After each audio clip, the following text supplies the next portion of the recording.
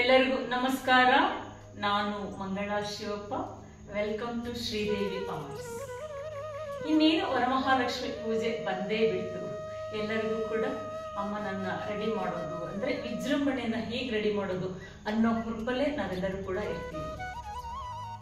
ಇಂದಿನ ಸಂಚಿಕೆಯಲ್ಲಿ ಪದ್ಮಾಸನ ಅಲಂಕಾರ ಹೇಗೆ ಮಾಡೋದು, ಹಾಗೇನೆ ಅಮ್ಮನವರಿಗೆ ಹಾಕಿರುವಂತ ಕಿರೀಟವನ್ನ ಅಂದ್ರೆ ಮುಕುಟವನ್ನ ಹೇಗೆ ಮಾಡೋದು ಅನ್ನೋದನ್ನ ಇಂದಿನ ಸಂಚಿಕೆಯಲ್ಲಿ ಹೇಳ್ಕೊಡ್ತಾ ಇದ್ದೀನಿ.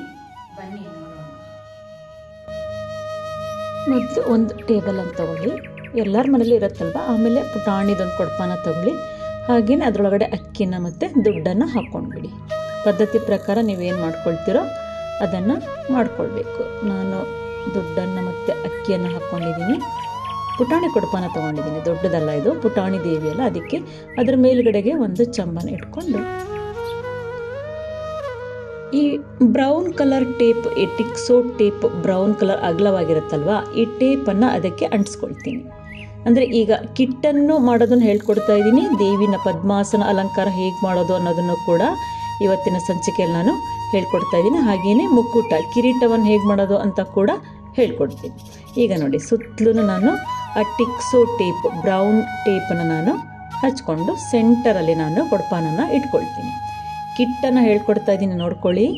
ಈಗ ದಪ್ಪ ದಾರ ತಗೋಬೇಕು. ಆ ವೈಟ್ ಕಲರ್ ದಪ್ಪ ದಾರ ಏನು ತೊಗೊಂಡಿದ್ದೀನಲ್ಲ, ಸೈಡಲ್ಲಿ ನಾವು ಈ ಏನು ದಪ್ಪ ದಾರವನ್ನು ಕಟ್ಕೋಬೇಕು.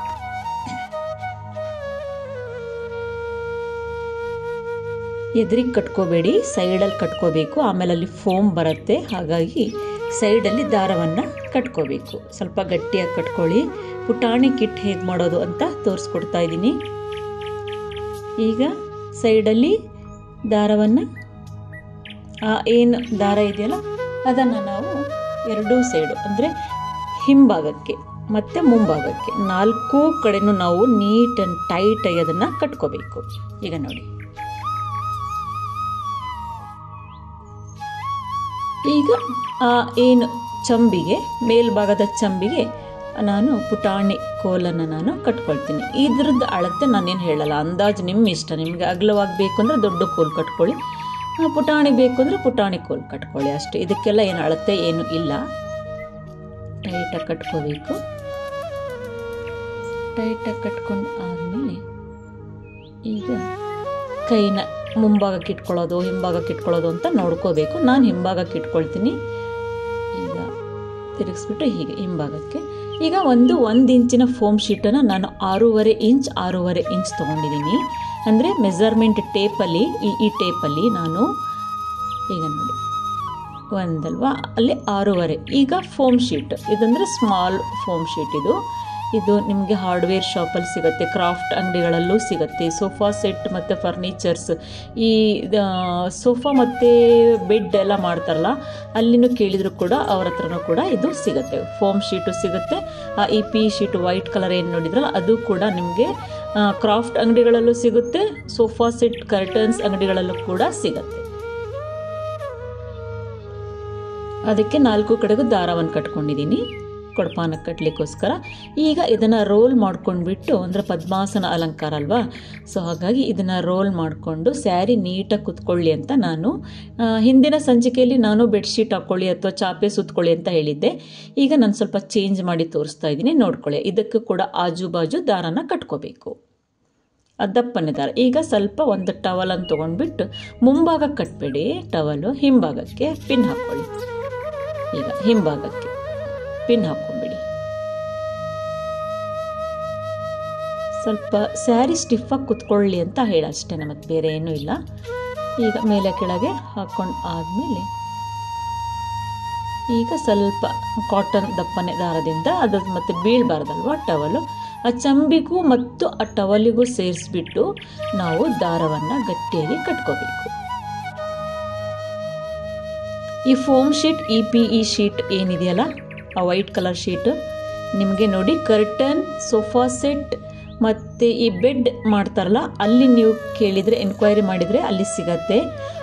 ಇಲ್ಲಾಂದರೆ ನೀವು ಕ್ರಾಫ್ಟ್ ಐಟಮ್ಸ್ಗಳನ್ನೆಲ್ಲ ನಾವು ತೊಗೊಳ್ತೀವಲ್ಲ ಅಲ್ಲಿ ಕೇಳಿದ್ರೂ ಕೂಡ ನಿಮಗೆ ತರಿಸಿ ಕೊಡ್ತಾರೆ. ಈಗ ಸೆಂಟರಲ್ಲಿ ನಾನು ಡಬಲ್ ಸೈಡೆಡ್ ಗಮ್ ಟೇಪನ್ನು ಹಚ್ಕೊಳ್ತೀನಿ, ಯಾಕೆಂದರೆ ಫೋಮ್ ಕರೆಕ್ಟಾಗಿ ಕುತ್ಕೊಳ್ಳಿ ಅಂತ. ಈ ವೈಟ್ ಕಲರ್ ಫೋಮ್ ಅಲ್ಗಾಡದೆ ನೀಟಾಗಿ ಅಲ್ಲೇ ಗಟ್ಟಿಯಾಗಿ ಕುತ್ಕೊಳ್ಳಿ ಅಂತ ಹೇಳಿ ಅಷ್ಟೇ ಅದನ್ನು ಹಾಕ್ಕೊಳ್ತಾ ಇದ್ದೀನಿ. ಈ ಅಗಲ ಉದ್ದ ನಿಮ್ಮ ಇಷ್ಟ. ನಿಮ್ಮ ದುಡ್ಡು ಕೊಡ್ಕೊನಾದರೆ ಸ್ವಲ್ಪ ನೀವು ಎಕ್ಸ್ಟ್ರಾನೇ ತೊಗೊಳ್ಳಿ, ಅದರಲ್ಲಿ ಏನೂ ತೊಂದರೆ ಇಲ್ಲ, ಒಡವೆಗಳೆಲ್ಲ ನೀಟಾಗಿ ಕುತ್ಕೊಳ್ಳುತ್ತೆ. ಈ foam sheet black colour foam sheet ಆದ್ರೂ ಅಷ್ಟೇ, ನಿಮಗೆ ಇನ್ನೂ ದೇವಿ ಅಗಲ ಬೇಕು ಅಂದರೆ ನೀವು ಇನ್ನೂ 1.5 ಇಂಚ್ ಬೇಕಿದ್ರೆ ಜಾಸ್ತಿ ತೊಗೊಳ್ಳಿ. ಆ ಮೇಲ್ಗಡೆ ಫೋಮ್ ಶೀಟನ್ನು ಅಷ್ಟೇ, ನಿಮಗೆ ಜಾಸ್ತಿ ಬೇಕಂದ್ರೆ 1 ಇಂಚ್ ಬೇಕಾದ್ರೆ ಜಾಸ್ತಿನೇ ತೊಗೊಳ್ಳಿ, ಏನು ಇದು ಆಗಲ್ಲ, ಇನ್ನೂ ದೇವಿ ಎದ್ದು ಕಾಣಿಸುತ್ತೆ. ನಾನು ಪುಟಾಣಿ ದೇವಿ ಮಾಡ್ತಾ ಇರೋದ್ರಿಂದ ನಾನು ಇಷ್ಟು ತೊಗೊಂಡಿದ್ದೆ. ಈಗ ಎಲ್ಲ ನೆರಿಗೆ ಹಾಕ್ಕೊಂಡಿದ್ದೀನಿ ಸ್ಯಾರಿನ ನಾನು.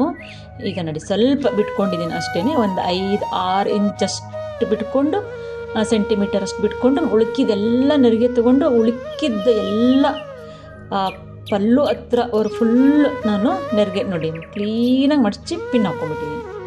ಈ ಥರ ಎಂಡ್ವರೆಗೂ ನೋಡಿ ನೆರಿಗೆ ನಾನು 12-13 ನೆರಿಗೆ ತೊಗೊಳ್ತೀನಿ ಅಷ್ಟೇ, ಜಾಸ್ತಿ ಏನು ತೊಗೊಳ್ಲಿಕ್ಕೆ ಹೋಗಲ್ಲ. 12 ಅಥವಾ 13, ಜಾಸ್ತಿ 15 ತೊಗೊಳ್ತೀನಿ ಅಷ್ಟೇ. ಅದಕ್ಕೆ ದಾರ ಕಟ್ಕೊಂಡಿದ್ದೀನಿ ನೋಡಿ. ಈ ದಾರ ಕಟ್ಕೊಂಡು ಆದಮೇಲೆ ಏನು ಫೋಮ್ ಶೀಟ್ ಮೇಲೆ ಆ ಚಂಬಿನ ಕೆಳಭಾಗಕ್ಕೆ ಅಂದರೆ ಮಧ್ಯದಲ್ಲಿ ನೋಡಿ, ಆ ವಿಡಿಯೋದಲ್ಲಿ ಕಾಣಿಸ್ತಾ ಇದೆ ನೋಡ್ಕೊಳ್ಳಿ ಎಲ್ಲಿ ಕಟ್ತೀನಿ ಅಂತ.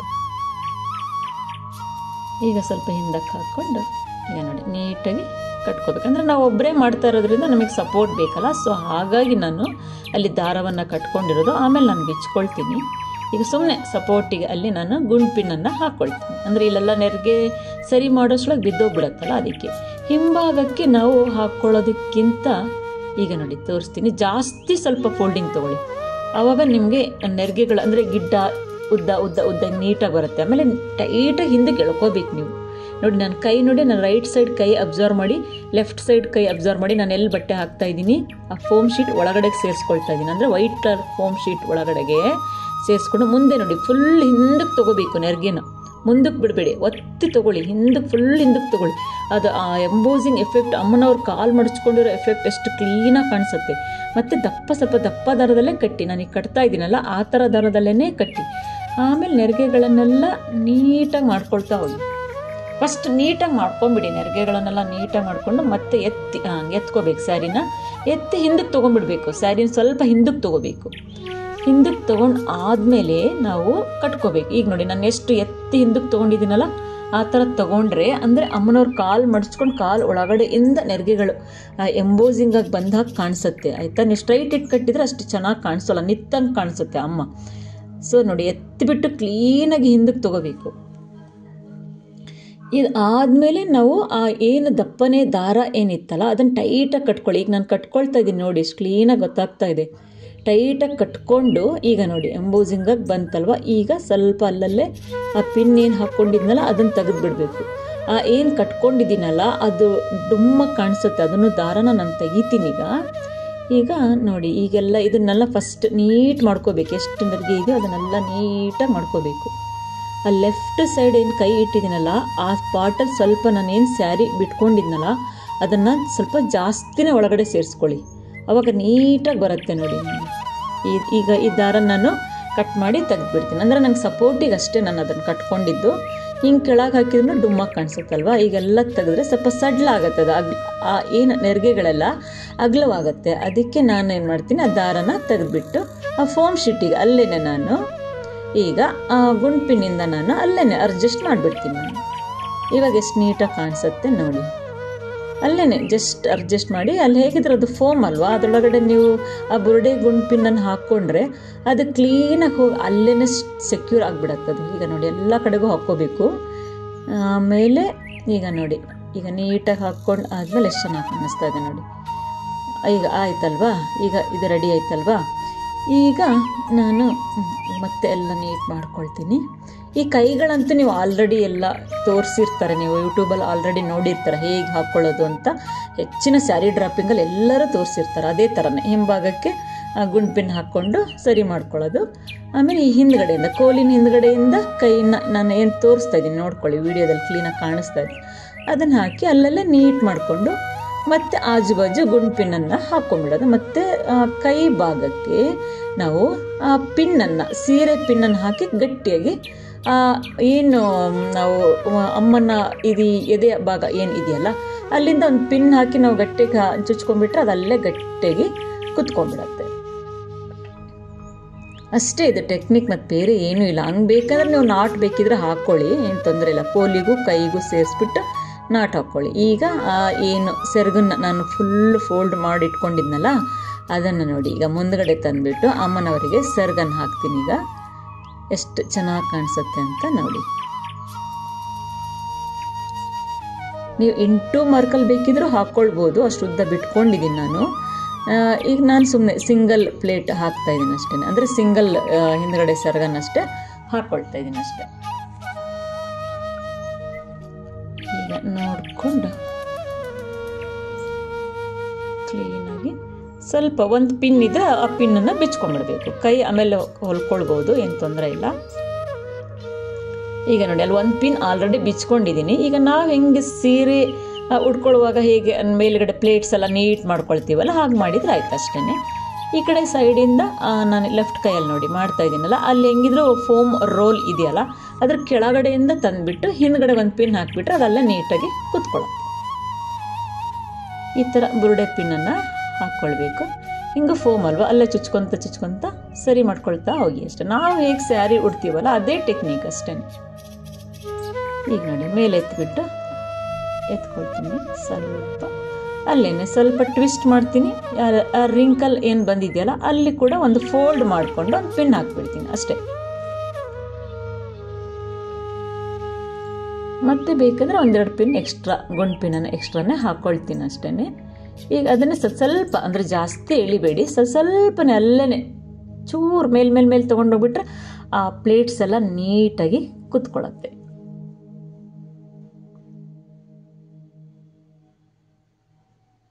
ಇಷ್ಟೇ ನೋಡಿ. ಈಗ ಇದನ್ನು ಕೂಡ ಹಿಂದಕ್ಕೆ ತೊಗೊಂಡು ಹೋಗಬೇಕು. ಸ್ವಲ್ಪ ಕೈಯಿಂದ ಒತ್ತಿ ಇಟ್ಕೊಳ್ಳಿ, ಹಿಂದಕ್ಕೆ ತೊಗೊಂಡೋಗಿ, ತುಂಬ ಮುಂದಕ್ಕೆ ತರಬೇಡಿ, ಅಷ್ಟು ನೀಟ್ ಅನಿಸೋದಿಲ್ಲ. ಹೀಗೆ ಒತ್ಕೋಬೇಕು.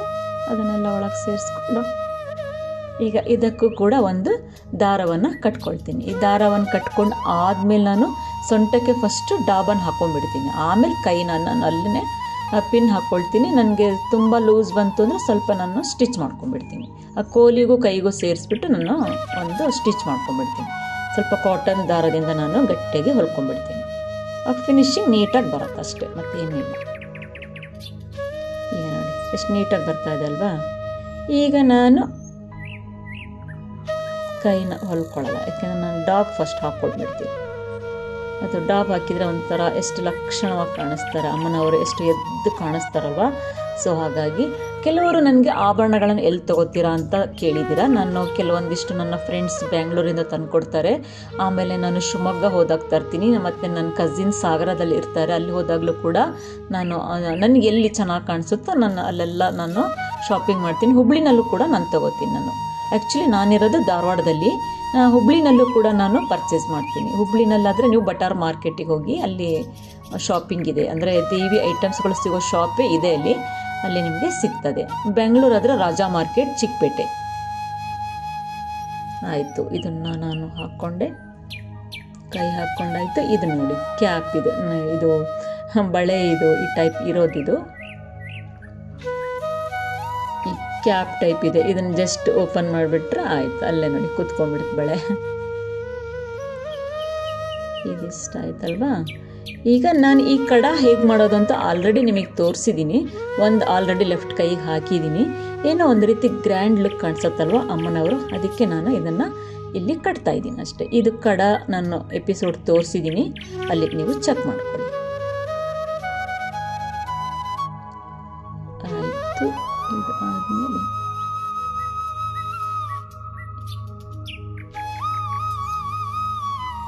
ಇದೆಲ್ಲ ರೆಡಿ ಆಯಿತು. ಈಗ ಅಮ್ಮನವರಿಗೆ ಸರವನ್ನು ಹಾಕೋದು.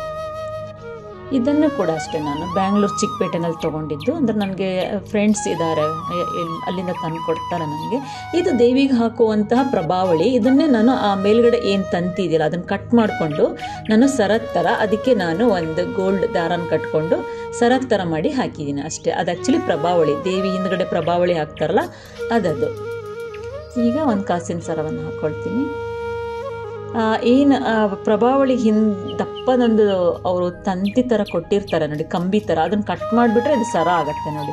ನಾನು ಆ ಥರ ಪ್ಲ್ಯಾನ್ ಮಾಡ್ಕೊಂಡು ಒಂದು ಅಗ್ಲವಾಗಿರೋಂಥ ಸರ ಮಾಡ್ಕೊಂಡ್ಬಿಟ್ಟಿದ್ದೀನಿ. ಅದನ್ನು ಆ್ಯಕ್ಚುಲಿ ಅದು ಸ್ವಲ್ಪ ಡ್ಯಾಮೇಜ್ ಆಗಿತ್ತು, ಹಾಗಾಗಿ ಆ ಕಡ್ಡಿ ನಾನು ಕಟ್ ಮಾಡಿಕೊಂಡು ಈ ರೀತಿ ದೇವಿಗೆ ಸರ ರೂಪದಲ್ಲಿ ನಾನು ಹಾಕಿದ್ದೀನಿ.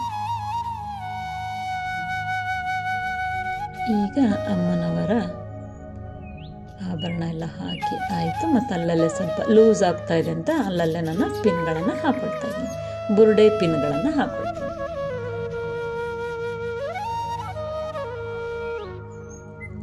ಈಗ ನೋಡಿ ಅಮ್ಮನವರ ಒಂದು ಬಾಡಿ ಪಾರ್ಟ್ ಈಗ ರೆಡಿ ಆಯಿತು. ಈಗ ನಾನು ಫೇಸ್ ಪಾರ್ಟ್ ಹೇಗೆ ಮಾಡೋದು, ಕಿರೀಟ ಅಂದರೆ ಮುಕುಟ ಹೇಗೆ ಮಾಡೋದು ಅಂತ ನಿಮಗೆ ಹೇಳ್ಕೊಡ್ತೀನಿ, ನೋಡ್ಕೊಳ್ಳಿ. ಎಷ್ಟು ಪದ್ಮಾಸನದಲ್ಲೇ ಅಮ್ಮನವ್ರು ಕುಳಿತಿದ್ದಾರೆ ಅಂತ ಅನ್ನಿಸ್ತಾ ಇದೆ ಅಲ್ವಾ. ಈಗ ಒಂದು ಗದೆ ಅಂದರೆ ನನ್ನ ಹತ್ರ ಇತ್ತಿದೆ ಆ್ಯಕ್ಚುಲಿ. ಈ ಗದೆನ ನಾನು ಸ್ವಲ್ಪ ಕಟ್ ಮಾಡಿಕೊಂಡು ಇದರಲ್ಲಿ ಕಿರೀಟನ ಮಾಡ್ತೀನಿ. ನೋಡಿ ಹೇಗೆ ಮಾಡ್ತೀನಿ ಅಂತ. ಈ ಗದೆಯನ್ನು ಸ್ವಲ್ಪ ಅಂದರೆ ಒಂದು 2 ಇಂಚಷ್ಟು ನಾನು ಕಟ್ ಮಾಡ್ಕೊಂಡ್ಬಿಡ್ತೀನಿ. ಯಾಕೆಂದರೆ ನಂಗೆ ಸ್ವಲ್ಪ ಅದು ಮುಖವಾಡಕ್ಕೆ ಕೂರ್ತಾ ಇರಲಿಲ್ಲ. ಸೊ ಹಾಗಾಗಿ ಆ ಗದೆ ಕೋಲನ್ನು ಬೆಚ್ಚಿ ಎತ್ತಿಟ್ಕೊಂಡಿದ್ದೀನಿ ನಾನು. ಈ ಸ್ಮಾಲ್ ಪಾರ್ಟ್ ಕೂಡ ನಾನು ಯೂಸ್ ಮಾಡ್ಕೊಳ್ತೀನಿ ಕೆಲವು ಟೈಮ್. ಇದನ್ನು ಕೂಡ ಇದು ನೋಡಿ ಹೀಗೆ ಕಟ್ ಮಾಡಿಕೊಂಡೆ ಈ ಗದೆನ. ಇದಕ್ಕೆ ನಾನು ಗೋಲ್ಡ್ ಪೇಪರ್ನ ಹಚ್ಕೊಂಡಿದ್ದೀನಿ, ತೋರಿಸ್ತೀನಿ ನೋಡಿ. ಈ ಗೋಲ್ಡ್ ಪೇಪರ್ನ ಫೆವಿಕಾಲ್ ಹಚ್ಕೊಂಡು, ಸ್ವಲ್ಪ ತೆಳ್ಳು ಫೆವಿಕಾಲ್ ಹಚ್ಕೊಂಡು ಈ ರೀತಿ ನಾನು ಗೋಲ್ಡ್ ಪೇಪರ್ನ ಸುತ್ತಲೂ ಹಚ್ಕೊಂಡಿದ್ದೀನಿ. ಈಗ ಈ ರೀತಿ ನಿಮಗೆ ಕ್ರಾಫ್ಟ್ ಅಂಗಡಿಗಳಲ್ಲೆಲ್ಲ ಸಿಗತ್ತೆ, ಎಲ್ಲ ಊರಿನಲ್ಲೂ ಕೂಡ ಕ್ರಾಫ್ಟ್ ಅಂಗಡಿಗಳು ಇದ್ದೇ ಇರುತ್ತೆ. ಈ ರೀತಿ ಚೈನು, ಆಫ್ ಬೀಡ್ಸು. ನಿಮ್ಗೊಂದು ಟಿಪ್ಸ್ ಹೇಳ್ತೀನಿ ನಾನು. ನಿಮಗೆ ಏನಾದರೂ ಈಗ ನಾನು ತೋರಿಸಿರೋಂಥ ಆರ್ಟಲ್ಲಿ ಏನಾದರೂ ನಿಮಗೆ ಐಟಮ್ಸ್ ಬೇಕಿತ್ತು ಅಂದರೆ ನೀವು ಕ್ರಾಫ್ಟ್ ಅಂಗಡಿಗಳಲ್ಲಿ ಈ ವಿಡಿಯೋ ನೀವು ತೋರಿಸಿ, ನಿಮಗೆ ಏನು ಐಟಮ್ಸ್ ಬೇಕಿದ್ರೂ ಕೂಡ ಅವ್ರು ನಿಮಗೆ ಕೊಡ್ತಾರೆ. ನೀವು ಜಸ್ಟ್ ಆ ವಿಡಿಯೋನ ಓಪನ್ ಮಾಡಿಬಿಟ್ಟು ನಮಗೆ ಈ ಥರ ಐಟಮ್ಸ್ ಬೇಕಿತ್ತು ಅಂತ ನೀವು ಅವರಿಗೆ ತೋರಿಸಿದರೆ ಆ ಎನಿ ಒನ್ ಐಟಮ್ಸ್ ಇಲ್ದಿದ್ರೂ ಕೂಡ ನಮಗೆ ಅವರು ತರಿಸ್ಕೊಡ್ತಾರೆ. ಇದೊಂದು ಟಿಪ್ಸ್ ನಿಮಗೆ ಹೇಳ್ತಾ ಇದ್ದೀನಿ, ನೆನ್ಪಿಟ್ಕೊಳ್ಳಿ. ಆಯಿತು, ಇದನ್ನೆಲ್ಲ ಸ್ವಲ್ಪ ನಾನು ಮುಂಭಾಗಕ್ಕಷ್ಟೇ ಡೆಕೋರೇಷನ್ ಮಾಡ್ಕೊಳ್ತೀನಿ, ಹಿಂಭಾಗಕ್ಕೆ ಏನು ಕಾಣಿಸಲ್ವಲ್ಲ. ಸೊ ಮುಂಭಾಗಕ್ಕಷ್ಟು ಮಾಡಿಕೊಂಡ್ರೆ ಸಾಕು. ಈ ಕಿರೀಟಗಳನ್ನೇ ಇಟ್ಬಿಟ್ಟು ರಂಗೋಲಿ ಮಾಡೋದನ್ನು ಕೂಡ ಮುಂದಿನ ಸಂಚಿಕೆಗಳಲ್ಲಿ ನಾನು ತೋರಿಸ್ತೀನಿ. ಕಿರೀಟವನ್ನು ಮಾಡಿಕೊಂಡು ಹೂವಿನ ಡೆಕೋರೇಷನ್ ಮಾಡಿಬಿಟ್ಟು ಹೇಗೆ ರಂಗೋಲಿ ಎಫೆಕ್ಟ್ ಬರೋ ಹಾಗೆ ಮಾಡ್ಬೋದು ಅನ್ನೋದನ್ನು ನಾನು ಮುಂದಿನ ಸಂಚಿಕೆಗಳಲ್ಲಿ ನಿಮಗೆ ಹೇಳ್ಕೊಡ್ತೀನಿ. ಈ ಥರ ನೋಡಿ. ಆಮೇಲೆ ಎಲ್ಲ ಸೆಟ್ ಆದಮೇಲೆ ತೋರಿಸ್ತೀನಿ. ಹೀಗೆ ಹಚ್ಕೊಂಡು ಮತ್ತೆ ಕೆಳಗಡೆಗೆ ಆಫ್ ಬೀಡ್ಸನ್ನು ಹಚ್ಕೊಂಡು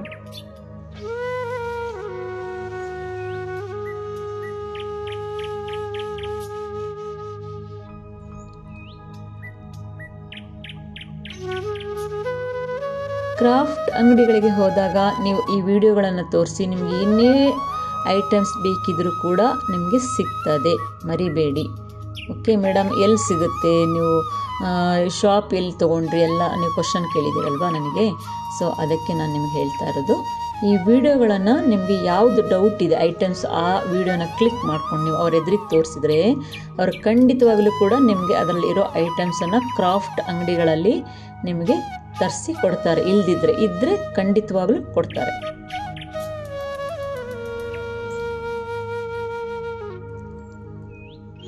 ಇದಕ್ಕೆ ಸಣ್ಣ ಸಣ್ಣ ನಾನು ಹರಳಿನ ಕುಂದನ್ಸನ್ನು ಹಚ್ಕೊಂಡು, ಪಾರ್ಟ್ ಚಿಕ್ಕದಿದೆ ಅಲ್ವಾ, ಸೊ ಹಾಗಾಗಿ ಅಲ್ಲಿ ಚಿಕ್ಕದು ಹಚ್ಕೊಂಡಿದ್ದೀನಿ ಅಷ್ಟೆ. ಮತ್ತು ಅಲ್ಲಿ ನಾನು ಏನು ಆಫ್ ಬೀಡ್ಸನ್ನು ನಾನು ಹಚ್ಕೊಳ್ತೀನಿ.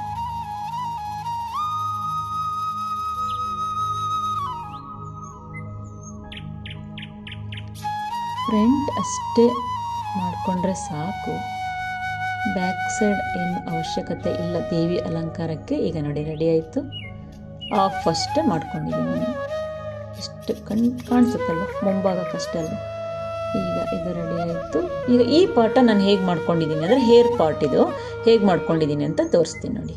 ಈ ರೀತಿ ಪ್ಲಾಸ್ಟಿಕ್ ಪೈಪ್ ಅಂದರೆ ಕರೆಂಟ್ ವಯರ್ಗಳನ್ನು ಇದರೊಳಗಡೆ ಹಾಕುವಂತಹ ಪ್ಲಾಸ್ಟಿಕ್ ಪೈಪ್ ಇದು. ಇದಕ್ಕೆ ಸ್ವಲ್ಪ ಹೀಟೆಕ್ಸ್ ಫೆವಿಕಾಲ್ ಹೀಟೆಕ್ಸ್ ಗಮ್ಮನ್ನು ಸ್ವಲ್ಪ ಅಪ್ಲೈ ಮಾಡ್ಕೊಳ್ಳಿ. ಈ ಹೀಟೆಕ್ಸ್ ಗಮ್ ಜಾಸ್ತಿ ಅಪ್ಲೈ ಮಾಡ್ಕೋಬೇಡಿ, ಸ್ವಲ್ಪ ಹಚ್ಚಿದ್ರೂ ಕೂಡ ಸಾಕಿದು. ಈಗ ಈ ಬ್ಲ್ಯಾಕ್ ಕಲರ್ ವೆಲ್ವೆಟ್ ಕ್ಲಾತನ್ನು ಸುತ್ಕೊಂಡಿದ್ದೀನಿ ನಾನು. ಆಮೇಲೆ ಆಜು ಬಾಜು ದಾರನ ಕಟ್ಕೊಳ್ತೀನಿ ಅಷ್ಟೇ. ಈಗ ನೋಡಿ ಈ ಥರ ರೆಡಿ ಆಗುತ್ತೆ, ಅದು ಈ ಥರ ರೆಡಿ ಆಗುತ್ತಲ್ವಾ. ಈಗ ರೆಡಿ ಆದಮೇಲೆ ಈ ಹರಳಿನ ಇದು ಕೂಡ ನಿಮಗೆ ದೇವಿ ಆಭರಣಗಳೆಲ್ಲ ಸಿಗುತ್ತಲ್ಲ, ದೇವಿದು ಕೈ ಕಾಲು ಓಲೆಗಳು ಅಲ್ಲಿ ಸಿಗತ್ತೆ. ಈ ಹೀಟೆಕ್ಸ್ ಗಮ್ಮನ್ನು ಸ್ವಲ್ಪನೇ ಹಚ್ಕೋಬೇಕು, ಯಾಕಂದರೆ ಮತ್ತೆ ಕಿತ್ತು ಬೇರೆ ಡೆಕೋರೇಷನ್ ಮಾಡೋಕ್ಕೆ ಬೇಕಾಗತ್ತೆ. ಅದಕ್ಕೆ ಜಾಸ್ತಿ ಹಚ್ಕೋಬೇಡಿ, ಸ್ವಲ್ಪ ಲೈಟಾಗಿ ನೋಡಿ ನಾನು ಹಚ್ಕೊಳ್ತಾ ಇದ್ದೀನಿ. ಅಂದರೆ ಗಟ್ಟಿಯಾಗಲ್ಲೇ ಕುತ್ಕೊಂಡ್ಬಿಡತ್ತೆ. ಆಮೇಲೆ ಮತ್ತೆ ನೀವು ಫಂಕ್ಷನೆಲ್ಲ ಆದಮೇಲೆ ನೀವು ಕಿತ್ತರೂ ಕೂಡ ಅದು ಈಸಿಯಾಗಿ ಬರುತ್ತೆ. ಏನು ವರಿ ಮಾಡ್ಕೋಬೇಡಿ, ತುಂಬ ಹಚ್ಚಬೇಡಿ ಅಷ್ಟೇ ಗಮ್ಮು. ಈಗ ನೋಡಿ ಲೈಟಾಗಿ ಹಚ್ಕೊಂಡಿದ್ದೀನಲ್ಲ, ಅಲ್ಲೇನೆ ಅದು ಸ್ಟಿಕ್ ಆಯಿತು. ದೇವಿಯ ಮುಕ್ಕುಟ ಕಿರೀಟವನ್ನು ಹೇಗೆ ಮಾಡೋದು ಅಂತ ಹೇಳಿ ನಾನು ಒಂದು ಕ್ರಿಯೇಟಿವ್ ಮಾಡ್ಕೊಂಡ್ಬಿಟ್ಟು ನಿಮಗೆ ಹೇಳ್ಕೊಡ್ತಾ ಇದ್ದೀನಿ. ಅದು ಹೇಗಿದೆ ಅಂತ ನಿಮ್ಗೆ ಲೈಕ್ ಆದರೆ ನನಗೆ ಕಮೆಂಟಲ್ಲಿ ಕಮೆಂಟ್ ಹಾಕಿ, ಓಕೆ. ಈಗ ನೋಡಿ ಇಲ್ಲಿ ಬೆಂಡ್ ಆಗುತ್ತಲ್ವ, ರೌಂಡಾಗಿ ಬರುತ್ತಲ್ವ ಕಿರೀಟ. ಈಗ ಇದಕ್ಕೆ ನಾನು ಜುವೆಲ್ ಹಚ್ಚುವಂಥ ಏನು ಗಮ್ ಸಿಗುತ್ತಲ್ಲ ಅದನ್ನು ಹಚ್ಕೊಳ್ತೀನಿ.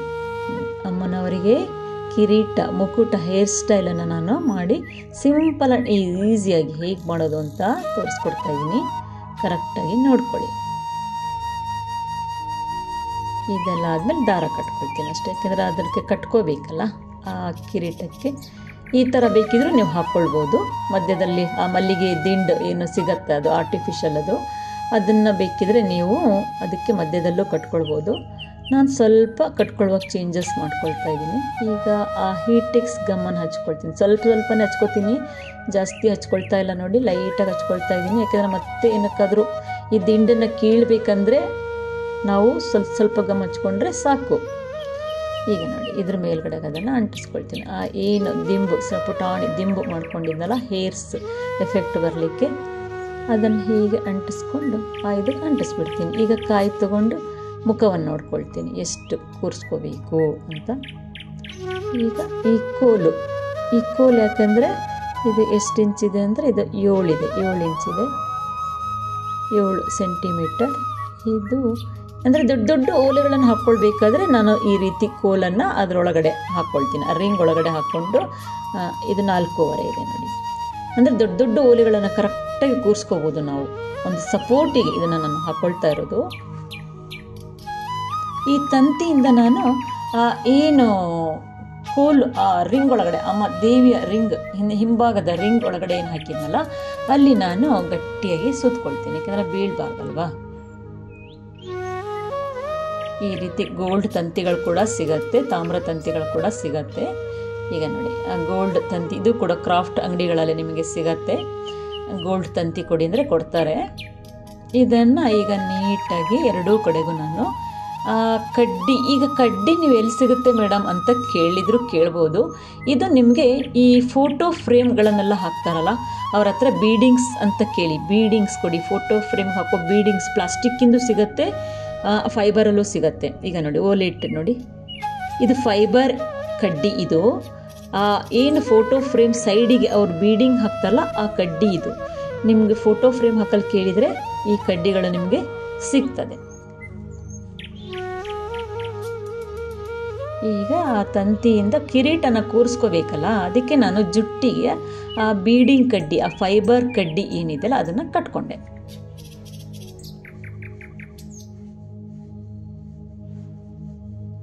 ಈಗ ಡಬಲ್ ಸೈಡೆಡ್ ಗಮ್ ಟೇಪನ್ನು ಸ್ವಲ್ಪ ಅಂಟಿಸ್ಕೊಳ್ತೀನಿ, ಯಾಕೆಂದರೆ ಮುಖವಾಡ ಅಲ್ಗಾಡಬಾರ್ದಲ್ಲ. ಮೇಲ್ಗಡೆಗೂ ಹಚ್ಕೊಳ್ತೀನಿ, ಆಮೇಲೆ ಮಧ್ಯಕ್ಕೂ ಹಚ್ಕೊಳ್ತೀನಿ. ಯಾಕೆಂದರೆ ಈ ಕಿರೀಟ ಈಗ ಇದರೊಳಗಡೆ ಏನು ಕಿರೀಟ ನೋಡಿದ್ರಲ್ಲ ನೀವು, ಹಿಂಗೆ ಇಳಿಸಿದ ತಕ್ಷಣ ಕ್ಲೀನಾಗಿ ಅಲ್ಲಿ ಕುತ್ಕೊಂಡ್ಬಿಡುತ್ತೆ. ಆಮೇಲೆ ತೋರಿಸ್ತೀನಿ ನಾನು ಫಿಟ್ಟಿಂಗ್ ಮಾಡೋವಾಗ.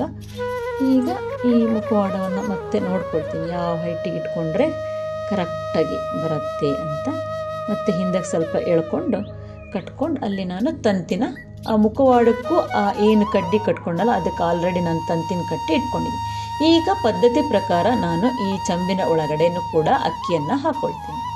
ಅಕ್ಕಿ ಮತ್ತು ಅರಿಶಿನ ಕುಂಕುಮ, ದುಡ್ಡು ಮತ್ತು ಈ ತೆಂಗಿನಕಾಯಿಗೂ ನಾನು ಆಲ್ರೆಡಿ ಗಂಧ ಅರಿಶಿನ ಕುಂಕುಮ ಎಲ್ಲ ಹಚ್ಕೊಂಡಿದ್ದೀನಿ. ಈಗ ಇದ್ರ ಮೇಲ್ಗಡೆ ಇಟ್ಕೊಂಡು ನೋಡ್ಕೊಳ್ತೀನಿ. ಈಗ ಮತ್ತೆ ಡಬಲ್ ಸೈಡೆಡ್ ಗಮ್ ಟೇಪನ್ನು ಈ ಮುಖವಾಡದ ಹಿಂಭಾಗಕ್ಕೆ ನಾನು ಇಟ್ಕೊಳ್ತೀನಿ, ಯಾಕೆ ಅದು ಶೇಕ್ ಆಗಬಾರ್ದಲ್ಲ, ಅದು ಗಟ್ಟಿಯಾಗಿ ಕುತ್ಕೋಬೇಕಲ್ಲ, ಅದಕ್ಕೆ ಆ ಕೋಲಿಗೆ ತಾಕಿ ಬರೋ ಹಾಗೆ ನಾನು ಅಲ್ಲಿ ಅಂಟಿಸ್ಕೊಳ್ತೀನಿ. ಅಂಟಿಸ್ಕೊಂಡು ಆದಮೇಲೆ ಈ ಚಂಬಿಗೆ ನಾನು ಆಜು ಬಾಜು ಅಟ್ಟಿಗೆ ಏನು ಡಬಲ್ ಸೈಡೆಡ್ ಗಮ್ ಟೇಪನ್ನು ಹಚ್ಕೊಳ್ತೀನಿ, ಯಾಕೆಂದರೆ ಕಾಯಿ ಅಲ್ಗಾಡಬಾರ್ದಲ್ಲ ಅದಕ್ಕೆ.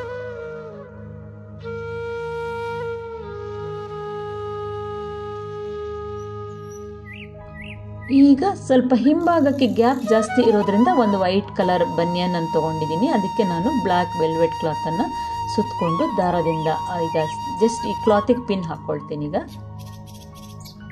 ಈ ದಾರದಿಂದ ಆ ಮುಖವಾಡವನ್ನು ಹಾಗೆ ಆ ಕೋಲ್ ಏನು ಬೀಡಿಂಗ್ ಏನಿದೆಯಲ್ಲ, ಫೈಬರ್ ಬೀಡಿಂಗು, ಅದು ಇದೆಲ್ಲ ಸೇರಿಸಿ ತಂತಿಯಿಂದ ನಾನು ಕಟ್ಕೊಂಡ್ಬಿಡ್ತೀನಿ. ಗ್ಯಾಪ್ ಜಾಸ್ತಿ ಬಂದರೆ ಮಾತ್ರ ಬಟ್ಟೆ ಹಾಕ್ಕೊಳ್ಳಿ, ಬಂದಿಲ್ಲ ಅಂದರೆ ಹಾಕ್ಕೊಳ್ಬೇಡಿ. ಗ್ಯಾಪ್ ಜಾಸ್ತಿ ಬರಬಾರ್ದು, ಮುಕ್ಕುಟ ಕರೆಕ್ಟಾಗಿ ಕೂರೋದಿಲ್ಲ. ಸೊ ಹಾಗಾಗಿ ಈಗ ತಂತಿನ ಹಾಕಿ ಆಲ್ರೆಡಿ ನಾನು ನೋಡಿ ಕಟ್ಕೊಂಡಿದ್ದೀನಿ. ಇಲ್ಲಿ ದಾರ ಕಟ್ಕೊಂಡಿದ್ದೀನಿ, ಕೆಳಗಡೆ ತಂತಿ ಹಾಕಿ ಕಟ್ಕೊಂಡ್ಬಿಟ್ಟಿದ್ದೀನಿ ನಾನು. ಈಗ ಏನು ಕಿರೀಟ ಮಾಡ್ಕೊಂಡಿದ್ನಲ್ಲ ನೋಡಿ, ಅದನ್ನು ಇಳಿಸ್ತೀನಿ. Double sided gum tape already ನಾನು ಅದರೊಳಗಡೆ ಹಾಕ್ಕೊಂಡಿದ್ದೀನಿ, ಕಿರೀಟದ ಒಳಗಡೆ. ಅದಲ್ಲೇ ಕುತ್ಕೊಂಡ್ಬಿಡತ್ತೆ ನೋಡಿ, ಗಟ್ಟಿಯಾಗಿ ಕುತ್ಕೊಳ್ತಲ್ವಾ. ಈಗ ಆ ಮಲ್ಲಿಗೆ ದಿಂಡು ಏನು ತೋರಿಸಿದಲ್ಲ, ಮಧ್ಯದಲ್ಲಿ ಬೇಕಿದ್ರೂ ಕಟ್ಕೊಳ್ಳಿ. ನಾನು ಕೆಳಗಡೆ ಕಟ್ಕೊಳ್ತಾ ಇದ್ದೀನಿ, ಅಂದರೆ ಮುಖವಾಡ ಸ್ವಲ್ಪ ಕಾಣಿಸ್ತಾ ಇರೋದ್ರಿಂದ ಮಧ್ಯದಲ್ಲೂ ಬೇಕಿದ್ರೆ ಪುಟಾಣಿದಿದ್ರೆ ಕಟ್ಕೊಳ್ಬೋದು. ಈಗ ಓಲೆಗಳನ್ನು ಹೇಗಿದ್ರೂ ಜುವೆಲ್ಸ್ ಅಂಟಿಸುವಂಥ ಗಮ್ಗಳು ಸಿಗ್ತಾ ಇದೆ. ಆ ಕೋಲಿಗೂ ಇದಕ್ಕೂ ಈ ಮುಖವಾಡಕ್ಕೂ ಸೇರಿಸ್ಬಿಟ್ಟು ನಾನು ನೋಡಿ, ಕೋಲ್ ಯಾಕೆ ಕಟ್ಕೊಂಡೆ ಅಂತ ಗೊತ್ತಾಯ್ತಲ್ಲ ನಿಮಗೆ. ಆ ಸಣ್ಣ ಬೀಡಿಂಗ್ ಅಂದರೆ ಆ ಫ್ರೇಮ್ಗೆ ಹಾಕುವಂಥ ಬೀಡಿಂಗ್ ಅದು. ಈಗ ನೋಡಿ ಎಷ್ಟು ನೀಟಾಗಿ ಕುತ್ಕೊಳ್ತು. ಈಗ ಹಾರವನ್ನು ಹಾಕ್ಕೊಳ್ತಾ ಇದ್ದೀನಿ. ಇದು ಕೂಡ ಆರ್ಟಿಫಿಷಿಯಲ್ ಹಾರ, ಇದು ನಾನೇ ಮಾಡಿರುವಂತಹ ಆರ್ಟಿಫಿಷಿಯಲ್ ಹಾರ. ಮುಂದಿನ ದಿನಗಳಲ್ಲಿ ನಾನು ನಿಮಗೆ ಇದನ್ನು ಹೇಳ್ಕೊಡ್ತೀನಿ ಹೇಗೆ ಮಾಡೋದು ಅಂತ. ಇದು ಕೂಡ ಒಂದು ಆರ್ಟಿಫಿಷಿಯಲ್ ಹಾರ. ಆಮೇಲೆ ನಾನು ಈ ಫ್ಲವರ್ಸನ್ನು ಅಂದರೆ ನ್ಯಾಚುರಲ್ ಫ್ಲವರ್ಸನ್ನು ಕೂಡ ಹಾಕಬೇಕಲ್ವ, ಅದು ಶ್ರೇಷ್ಠ ಅಲ್ವಾ. ಈಗ ನೋಡಿ ಈ ಫ್ಲವರನ್ನು ನಾನು ಮಾಲೆಗಳನ್ನು ಮಾಡಿಕೊಂಡು ಫ್ಲವರ್ ಡೆಕೋರೇಷನನ್ನು ಮಾಡ್ಕೊಳ್ತೀನಿ. ಈಗ ನೋಡಿ ಅಮ್ಮನವರು ಪರಿಪೂರ್ಣವಾಗಿ ರೆಡಿಯಾಗಿದ್ದಾರೆ. ಹೇಗೆ ಕಾಣಿಸ್ತಾ ಇದ್ದಾರಲ್ವ, ಎಷ್ಟು ವಿಜೃಂಭಣೆಯಿಂದ ಅಮ್ಮನವರು ಪದ್ಮಾಸನ ಅಲಂಕಾರದಲ್ಲಿ ಕುಳಿತಿದ್ದಾರೆ. ನೀವು ಟ್ರೈ ಮಾಡ್ತೀರಾ ತಾನೇ? ನಿಮಗೆಲ್ಲರಿಗೂ ಕೂಡ ವರಮಹಾಲಕ್ಷ್ಮಿ ಹಬ್ಬದ ಶುಭಾಶಯಗಳು.